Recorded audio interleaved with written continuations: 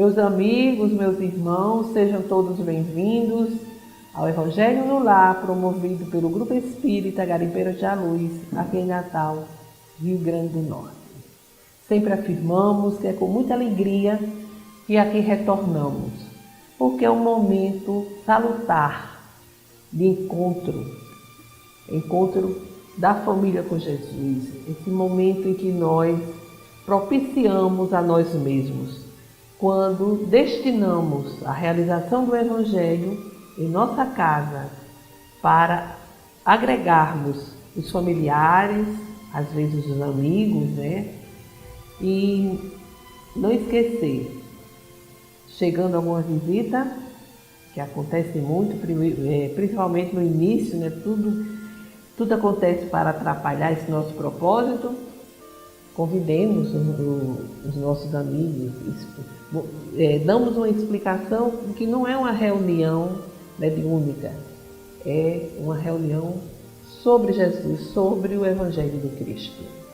Isso é muito importante, porque nós temos a oportunidade de esclarecer e de divulgar o Evangelho no lar.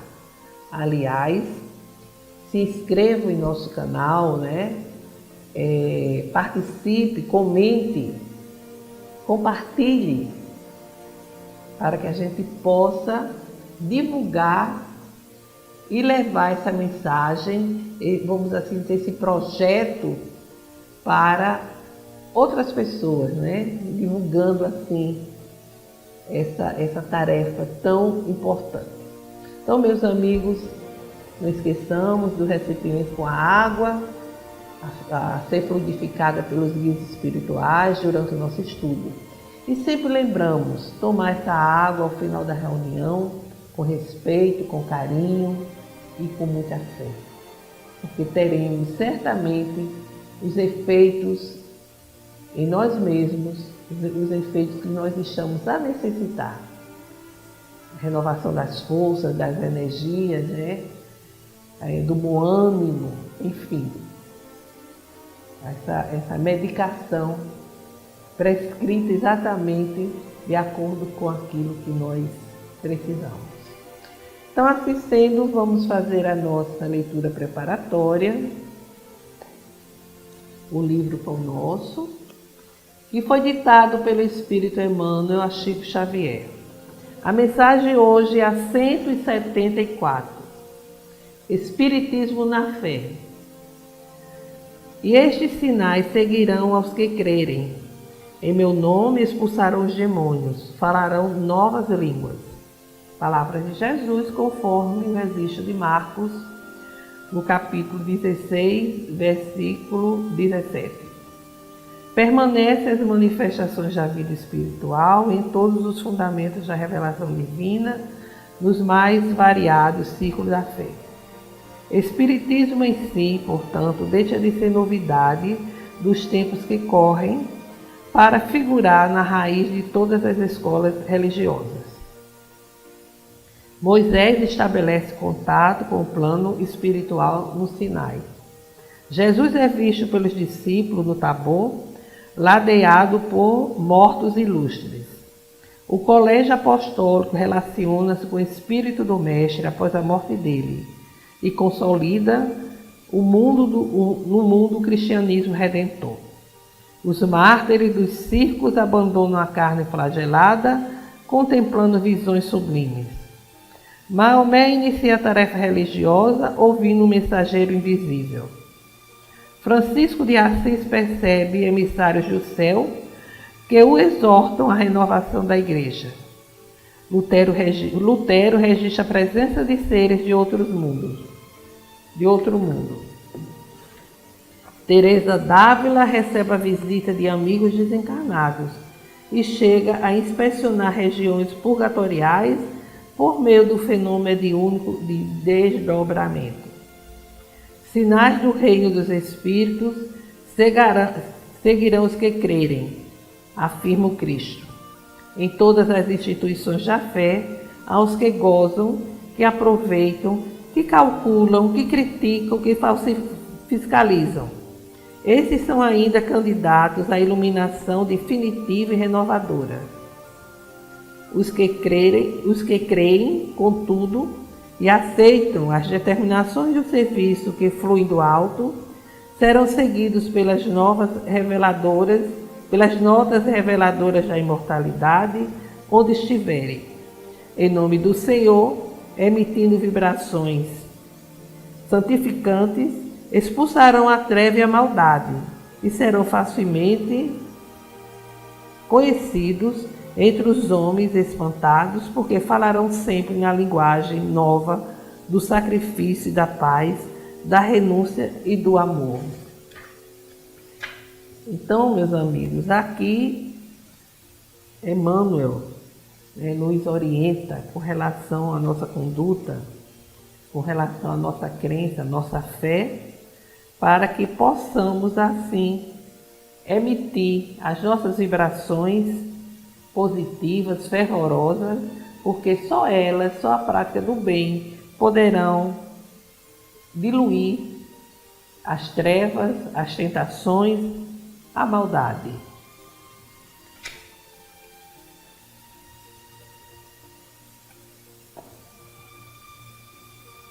Vamos fazer, portanto, a nossa prece inicial, elevando nossos corações, a nossa mente ao Altíssimo, nos conectando com as esferas do bem do universo.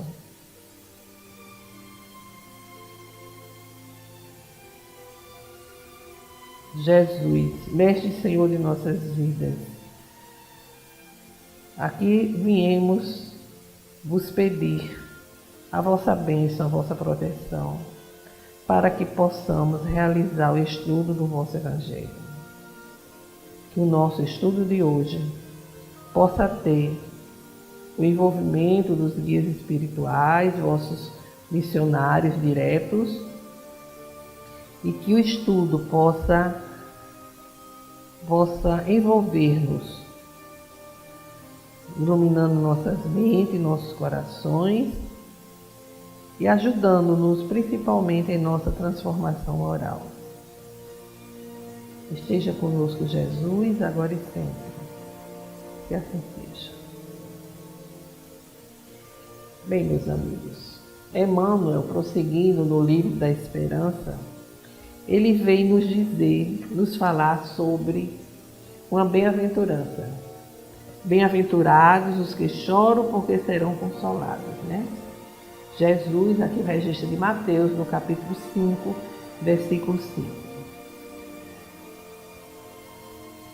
E no capítulo sobre essa citação, nós encontramos também no capítulo 5, no item 12, do Evangelho segundo o Espiritismo, quando Jesus nos diz que os aflitos deverão ser consolados, os aflitos, né? E a passagem é a seguinte: bem-aventurados os que choram, porque serão consolados, né? Bem-aventurados os que têm fome e sede de justiça, porque serão saciados. Bem-aventurados os que sofrem perseguição pela justiça, porque o reino dos céus é para eles. Então aqui Jesus nos fala, ele inicia pelos aflitos, né? A gente sabe que as bem-aventuranças fazem parte do Sermão da Montanha. Jesus, ele começa pelas bem-aventuranças, né? E depois que ele termina as bem-aventuranças, ele prossegue com seus ensinamentos. Então, bem-aventurados os aflitos, que é o tema que Emmanuel nos indica, né? No livro da Esperança. Então, o que nós podemos entender quando Jesus nos diz: bem-aventurados os aflitos que sofrem, né? Porque eles serão consolados. Nessa passagem, a gente precisa compreender o que Jesus quis dizer. Bem-aventurados os aflitos. Na Terra, a gente sabe que são inúmeros os aflitos. Todos nós temos um tipo de aflição, de dificuldade, né? um tipo de necessidade que nos faz sofrer, que nos deixa aflitos, né, em nossa vida, em nosso cotidiano. Então a gente aqui anotou o seguinte, que Jesus está prometendo uma compensação para uma vida futura. Sem a certeza do futuro, essas máximas seriam um contrassenso. Mesmo com a certeza, não é fácil compreender a utilidade de sofrer para ser feliz. Há quem diga que é para ter mais mérito, mas porque há quem diga que é para ter mais mérito, mas porque uns sofrem mais do que outros. Então, quando a gente tem a convicção, a crença, acredita em Deus, que é todo poder, toda justiça, toda bondade, a gente não pode duvidar desses ensinamentos de Jesus, né? Que Ele é bom, Deus é bom, é justo e não age com parcialidade, né? Ele não age com capricho nem com parcialidade. Ele permite que cada um receba de acordo com o que merece, de acordo com as suas necessidades.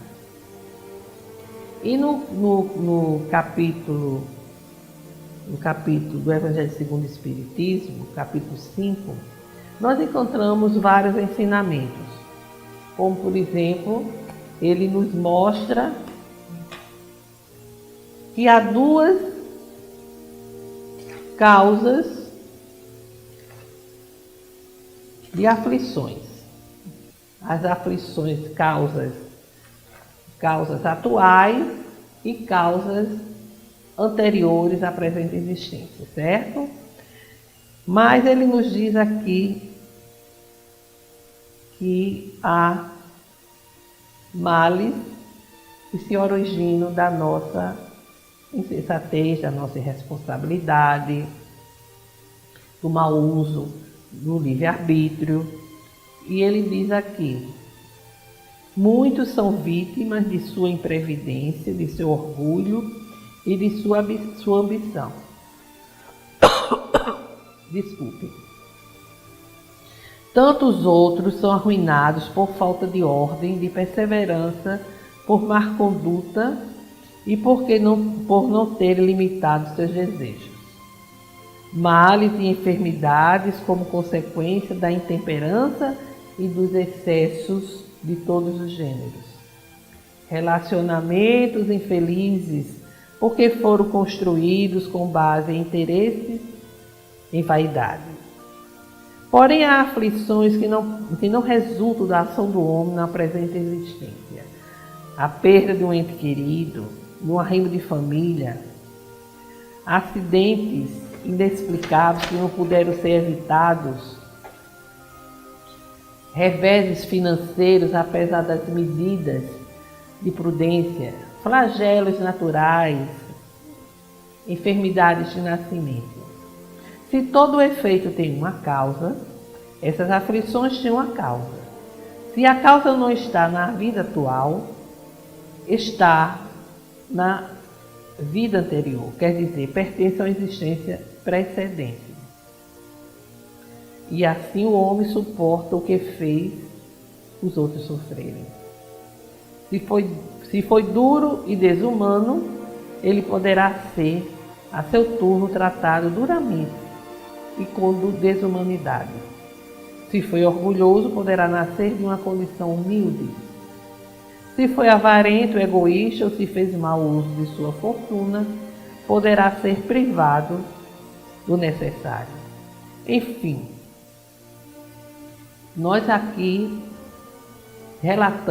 trouxemos o registro do que nós encontramos no Evangelho segundo o Espiritismo, no capítulo 5, sobre as aflições.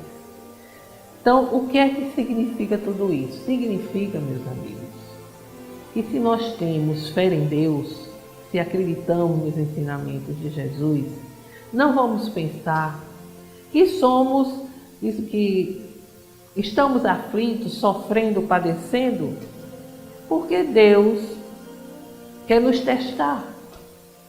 Porque Deus experimenta as suas criaturas coisas dessa natureza que, vez por outra, a gente está escutando. Não, tudo isso acontece por conta da maldade do outro. Sim, mas porque aquela maldade, aquele gesto de maldade, alcançou João e não alcançou José. É necessário compreendermos que existe um comando da vida, que é de Deus, que Ele não vai simplesmente deixar que uma pessoa sofra sem merecer, que outra sofra por descaso, sem nada ter feito aparentemente em nem outra vida. Nós somos seres imortais. Isso é importantíssimo que tenhamos essa convicção. Como espíritos viemos do mundo espiritual, é a nossa origem. E vamos voltar para esse mundo espiritual, porque é esse processo reencarnatório que nos possibilita esse aprimoramento, renascer para termos certas aflições, porque fizemos o nosso semelhante sofrer em uma outra passagem pela Terra. Às vezes nessa presente mesmo acontece, mas quantas vezes a gente olha e aquela pessoa aflita, sofrendo, e é uma pessoa justa, uma pessoa bondosa. Por que isso? Até há quem diga, onde é que está Deus que permite isso, né? Aí há aqueles que não acreditam em Deus, né? Enfim, temos todos os tipos de pessoas, né? Mas nós que já despertamos para os ensinamentos de Jesus, para a doutrina espírita, nós temos certeza de que nada é por acaso. Hoje aquilo que está afligindo, fazendo sofrer, e não existe uma explicação atual, que sejamos certos de que foi o nosso descaso, a nossa irresponsabilidade, o nosso desamor que levaram dor e sofrimento ao nosso próximo. E é preciso corrigir. Não é punição, não. É correção. É aquele aluno que não soube aproveitar os ensinamentos e utilizou mal ou não soube utilizar e foi reprovado. Aí vai repetir a mesma série, os mesmos conhecimentos, os mesmos ensinamentos, para poder aprender, tomar consciência, passar a agir de uma forma diferente. E graças a Deus, Deus nos concede o esquecimento do passado. Imagina se nós nos lembrássemos dos nossos erros, dos nossos crimes, olhar para um familiar, para um colega de trabalho e reconhecer nele aquele que nos prejudicou ou que foi por nós prejudicado. Graças a Deus que há o esquecimento do passado. E mesmo assim é tão difícil porque a gente sente a energia do outro, né? Aquela energia desarmoniosa em nossa direção, que a gente não sabe explicar, mas está lá no pretérito, né? E diante desses desafios todos, nós somos chamados a ter resignação. O que significa ter resignação? É não se portar diante dessas situações de uma forma desequilibrada, revoltante, de uma forma rebelde, né? De não querer aceitar, de não querer concordar. A resignação é quando a gente encara a situação com muita fé, com muita abnegação, sabendo que existe, mesmo que não se tenha maiores entendimentos sobre a doutrina, né? Mas quando se tem fé, a pessoa diz, há alguma razão para tudo isso. Às vezes a gente diz, Deus quer nos testar. E segue firme, sem desespero, sem revolta, né? E o espírito, deixa eu ver aqui, é Santo Agostinho, que ele fala sobre o mal e o remédio. Ele diz aqui É uma instrução, é a instrução na parte de instrução dos espíritos, no capítulo 5. Ele vai nos dizer que o mal que nos acontece funciona quantas vezes como remédio para as nossas dores, para as nossas imperfeições, para que venhamos a despertar para os reais valores da vida. É um capítulo muito rico, traz vários itens que nos fazem refletir sobre alguns aspectos da vida terrena. E Emmanuel, ele vai nos dizer no livro, o seguinte: perguntas muitas vezes pela presença dos espíritos guardiães, quando tudo indica que forças contrárias às tuas noções de segurança e conforto comparecem terríveis nos caminhos terrestres. Desastres, provações, enfermidades e flagelos inesperados arrancam-te indagações aflitivas. Onde os amigos desencarnados que protegem as criaturas? Como não puderam prevenir certos transes que te parecem desoladoras calamidades? E ele prossegue: se aspiras, no entanto, a conhecer a atitude moral dos espíritos benfeitores diante dos padecimentos desse matiz, consulta os corações que amam verdadeiramente na terra. E então ele vai falar sobre várias atitudes de mães abnegadas, e devotadas, que bendizem suas lágrimas.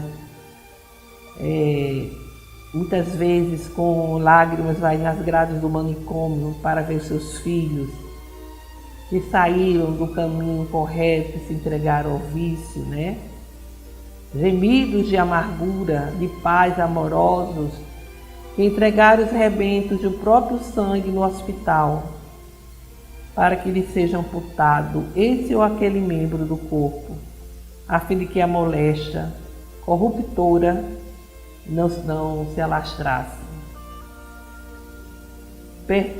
Perquire o pensamento dos filhos afetuosos ao carregarem, esmagados de dor, os pais endividados em doenças infecto-contagiosas na direção das casas de isolamento, a fim de que não se convertam em perigo para a comunidade.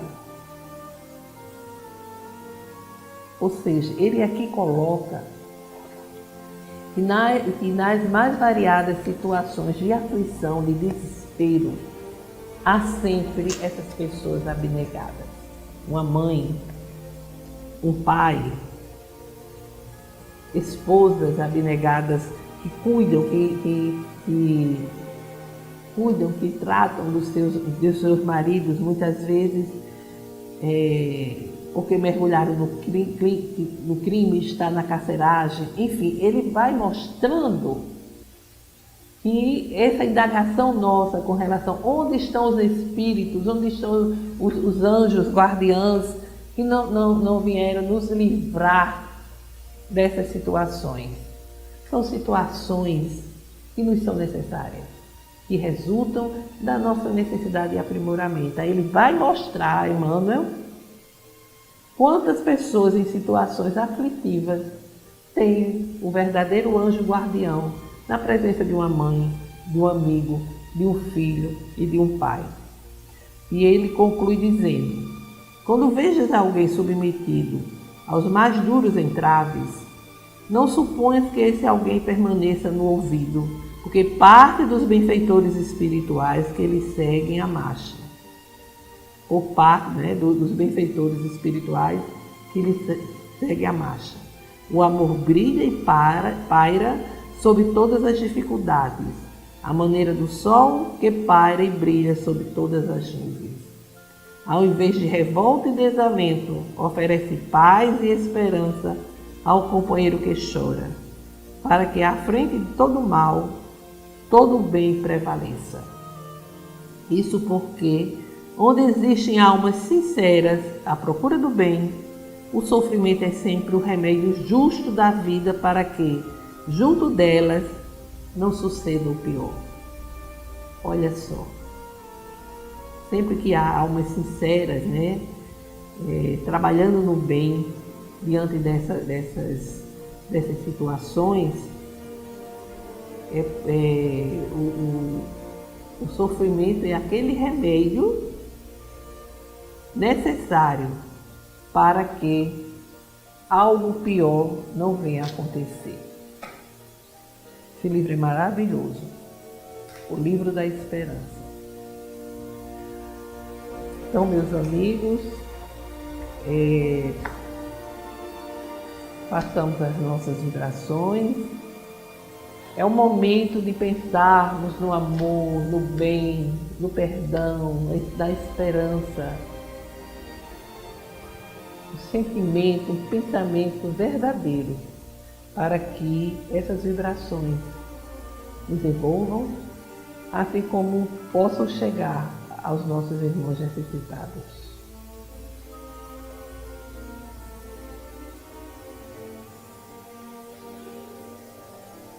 Mestre Jesus, que os nossos sentimentos de amor sejam direcionados a todos os que sofrem, encarnados e desencarnados, seja por dificuldades materiais ou espirituais, para que sejam amparados e esclarecidos em suas dores, recebendo de vossas mãos o remédio salutar. Senhor Deus, nosso Pai, Criador, aqui estamos a rogar pela paz entre as nações, pela solidariedade entre os povos, inclusive em nosso país, a fim de que as disputas não prevaleçam diante das necessidades dos menos favorecidos. Rogamos pela doutrina espírita para que ela permaneça em sintonia com a codificação e com o Evangelho do Cristo. Pelo perdão e concórdia daqueles que não sintonizam conosco. Por todos os enfermos que se encontram nos hospitais, nas clínicas, nos asilos, pelas ruas, em seus lares, para que possam encontrar o lenitivo de suas dores e, se possível, a cura. Por todas as famílias, para que o Evangelho do Cristo chegue aos lares, levando a harmonia aos corações. Façamos agora uma breve pausa para que cada um apresente as suas rogativas específicas.